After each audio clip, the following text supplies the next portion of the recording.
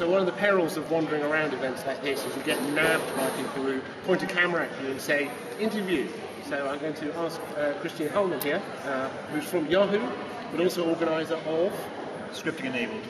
Tell me about your fantastic event and what you've got planned for the world and why you're here at Deconstruct to talk to Well, I'm not talking at Deconstruct, I'm promoting it on the slide. It's not part of the agenda here, but the idea about Scripting Enabled came to me when I was at Accessibility 2.0 conference, where Antonia Hyde showed research with people with learning disabilities, what kind of problems they have with online video.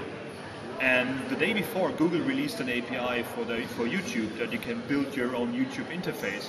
And I took that research, put it into a player, and made a YouTube player for people with learning disabilities. Sent that out to the world, and I basically asked them, like, hey, what do you think of it? And I got feedback from blind people, from schools, from all kind of people saying, like, wow, finally we can use YouTube. So I thought there is a great opportunity there to mix people that have real life problems, like real problems of people with disabilities and real barriers that people see when using online systems. And we have loads of geeks that are happy to build something quickly, but they build something that's not useful all the time. So we're mixing the two together and actually make one event out of it. It's interesting because a lot of web developers will review their sites for accessibility, but they usually do that by going to one of the third-party companies or by getting some people to test it. So you're actually proposing to bring groups of people together, some who have disabilities, and get them to work with coders to build prototypes, to make things that work? Yes, to build alternative access interfaces to things like Facebook, YouTube, Amazon, eBay, whatever will come up. And the main point is to get the techie people real information, instead of like guidelines that they read somewhere or assumptions that they make themselves. And the other side of the story is that a lot of people from the accessibility world spend far too much money on bad IT systems, whereas there are free systems out there, or people who are happy to spend an hour or 2 hours on fixing something for you, if you just give them the right kudos for it. So it's not only covering the boundaries between disabled and non-disabled people, but also between techie and non-techie people, that they talk to each other rather than building things in parallel and not going anywhere. Right. Do you think that one of the problems is that the guidelines, because there are in this Web Accessibility Initiative, they were written in a simpler way, and the technology has moved on so much. We now have sites which are more interactive, which are more conversational. Do you think the guidelines just have not kept up with the rapid rate of site development? Yeah, totally.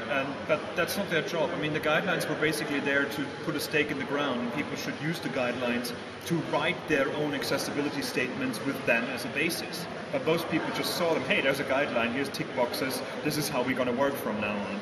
And this is another myth that I want to break with this, that you can break rules if the outcome is something that's usable by humans. Right. And what sort of stuff do you think is going to come out of the day? Where do you think are the major problems at the moment?